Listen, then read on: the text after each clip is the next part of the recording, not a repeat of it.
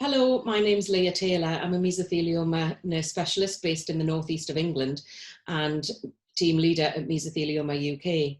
During the COVID-19 pandemic, we've been bringing a series of interviews, and I'm delighted today to be joined by Sarah Thomas, who is our Mesothelioma Welfare Adviser based in the northeast. Hi, Sarah. Hi, Leah. Thanks so much for joining us today. COVID-19 is presenting many challenges that we couldn't have foreseen, not least financial challenges. And we just thought it was really important to have a think about that and to get your expert advice on financial matters and benefits for people diagnosed with mesothelioma. I've got a couple of questions to ask if that's all right. Yeah. But before that, could I just ask a little bit about your job normally pre-COVID and how you've changed that in view of the pandemic?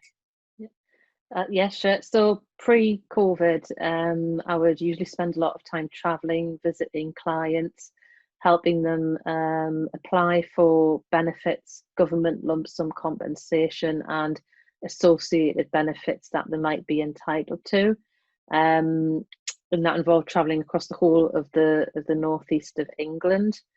Working from home now, have been for well over 2 months. Fortunately, the DWP has made a lot of allowances to allow us to continue to be able to do that work from home. And we can engage with customers by telephone, via email, we can do web chats, we can do video calls like this. So far we've been able to really find a way through, which has been great. I think it's had to push us into the digital era, hasn't it? Absolutely, yes. We've all had to learn very quickly some new skills. Yeah, and like you, my job has always been traveling across the region, not in one place for more than 2 days. So it feels really strange to not be doing that now and missing that contact with people, really.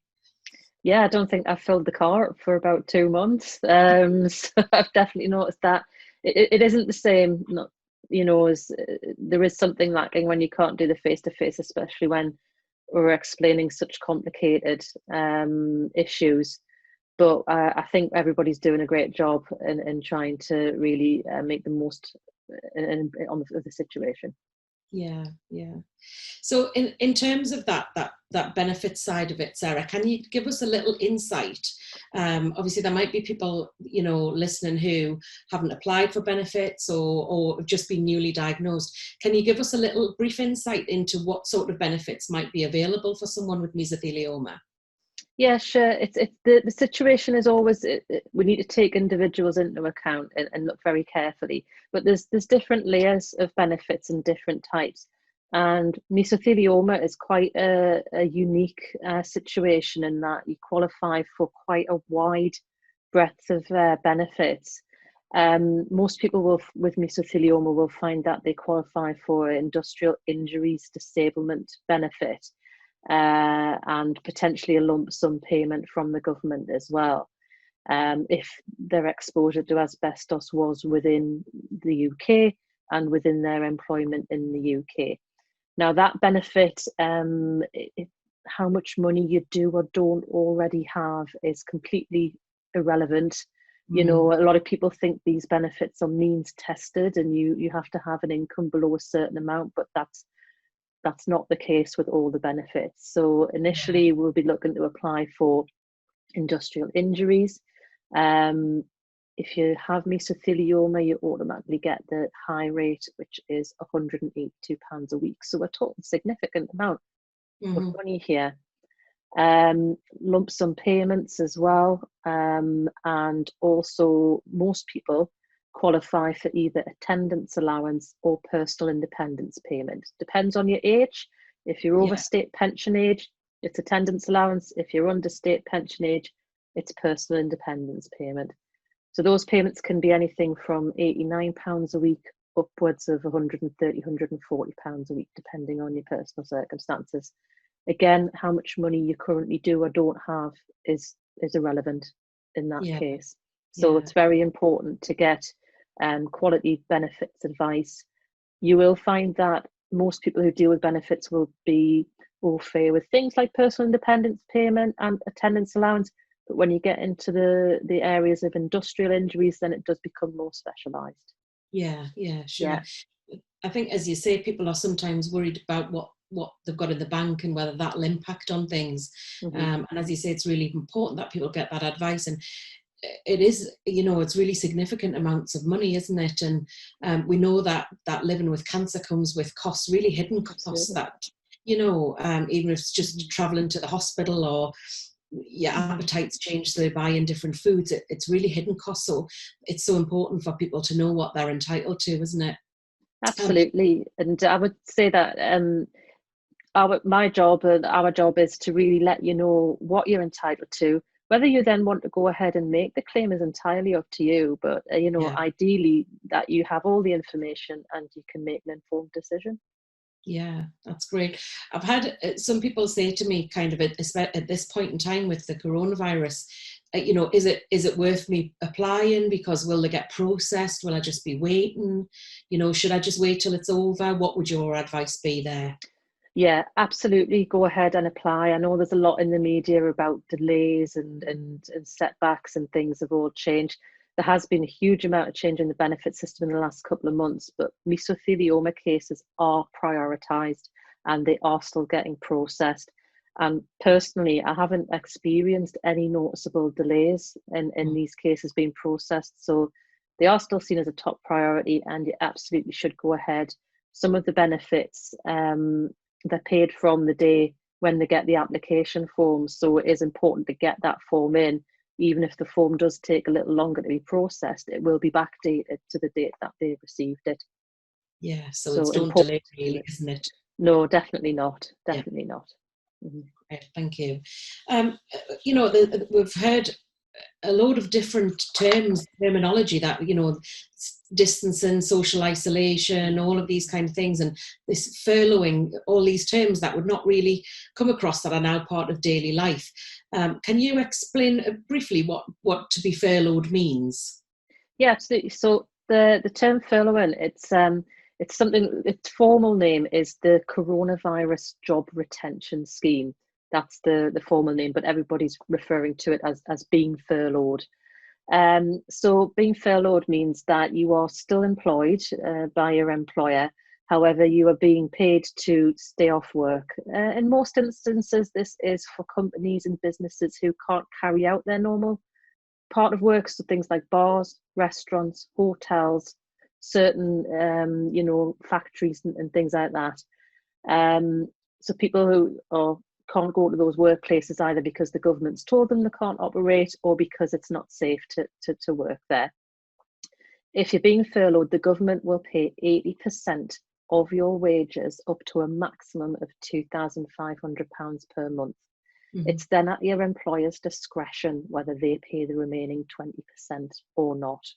Okay. So that scheme's in place in that format until the end of August. And then from August through to October, we're going through a transitional phase where increasingly the employers are being asked to pay more of the proportion, and the government is paying less. Now, information on this changes rapidly. So, everything comes with the caveat that this information was correct at the time of recording. And we will provide links, below the video chat to how you can link through to the bang up to date information. Now, furloughing can also be used if you meet certain other conditions, such as shielding, such as a vulnerable person, if there's a problem with childcare. So you may be in a position where other colleagues are at work, but you can still be furloughed. Okay, right. So individual circumstances, it's based on individual circumstances as well. It is. There's overall rules. The employer does still have a lot of discretion in this matter. But if you think that you should be furloughed, or that you might be furloughed, it's important for you to speak to your employer, as the last date that you can be furloughed for the very first time, if you haven't been furloughed before, is the 10th of June. Okay. So if you haven't previously been furloughed and you think you should be or you might be, then the 10th of June is the current cut-off date. If you've previously been furloughed, you've gone back to work, and you think you might be furloughed again after the 10th of June, that's fine. That's okay. It's only if it's the first time. Our first time, yeah. Mm-hmm. So you mentioned that obviously if people were shielding, that they could be furloughed. How about if someone was shielding and another person in their household would normally be going to work? That would be a concern for people, wouldn't it, in terms of trying to balance that risk and minimise the risks to that person. What would your advice be there? Yeah, the government guidance is clear. Employers can use the furlough scheme to furlough someone if that person is living with someone who is clinically extremely vulnerable. However, it is really at the employer's discretion. It's not the law. They don't have to. However, a good employer would certainly consider that. Now, there's been a number of changes to the guidance throughout the months. If you think your employer is unaware that is currently the guidance, then please guide them to gov.uk, which has the current guidance on there. If your employer is fully aware that they can do that, but they're choosing not to for whatever reason, then I would advise that you get in touch with the Mesothelioma UK information line and ask for further advice, and put you in touch with myself or my colleague Caroline, because we'll need to discuss in a bit more detail what your options are to move that forward. Okay, that's great. Thanks, Sarah. As you say, the guidance changes so much. The amount of information that's been produced in such a short space of time, it's hard to keep up with, isn't it? And I think it's really important that people know where to go to get that information. And the guidance isn't always easy to read either, or easy to understand. And I think it's really important, that to give people that information that they can call just to discuss that with you. On that note, where do you think?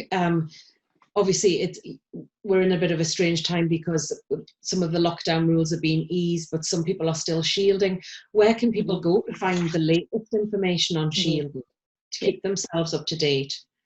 The most accurate and reliable source of information is www.gov.uk. That is where all the government updates go on there. They're updated usually within 24 hours of them potentially being announced in the media and going into more detail. It hasn't been perfect over the last couple of months. Things have been delayed, things have been said and announced in official announcements, and then they've been, a little bit later going out. But for the most part, they've been doing what they can to keep the information updated. And yes, there's been gaps, there's been issues, it doesn't cover every possible scenario. However, it is the most reliable source of information, as opposed to something like some social media outlets, which, can carry some concerning information. So if you've heard something, you've read something, you're not sure, look at gov.uk. It's got a little box where you can search, just put in shielding or vulnerable, or they've got a whole section on coronavirus that you can access and get the information you want. You'll see on that page, whenever they update the information, they remove the old information, and at the bottom of the page, it will show you when it was updated and the updates as they go along. So you can, if you're interested, you can work back through the timeline and see where and when the information changed. Yeah. Oh, that's great. Thank you. It's been so useful, Sarah, finding out a bit more. And just, I think, as I say, finances, I think, are on people's minds as things get more expensive and life's quite difficult at the moment. What would be your advice to anyone who's unsure, or anyone who hasn't got access to a benefits advisor locally, or anybody who's unsure whether they're claiming everything that they're entitled to? What would be your advice? Yeah, definitely contact the Mesothelioma UK information line, which is 0800 169 2409, and ask to speak to somebody or be referred for some benefits advice. Whenever there's a major change in your circumstances, we would advise getting a new benefits check, as it is a complex and complicated area. And it's always worth having a check every now and again to see if something has changed. Yeah, lovely. I know just from my own experience of you, Sarah, you know, you only joined us, well, just over 6 months ago, didn't you? Yeah. And, you know, within a couple of months of attending support groups, you'd uncovered loads of little areas that we hadn't even thought about, from taxi schemes to, you know, other benefits that people could get. So it's such a complex area. And I certainly would say I know, you know, very little about the benefit system. So it's really key that people have access to people like yourselves. Yeah, it really is. And like you said, there's lots of what we call passported benefits, or benefits in kind, that people are entitled to, and we can help with more information about that. It's usually travel related, discounts, VAT rebates, things like that. So it's always worth asking, as we say up in Newcastle, shy Ben's getting out. Absolutely. So yeah, so it's if in doubt, ask. Absolutely. That's great. Oh, thanks so much, Sarah, for taking the time to speak to us today. I hope, you know, we'll be getting together soon in our usual format in our support groups. But it's really lovely to see you. Thanks very much. You too. Thanks, Leah. You.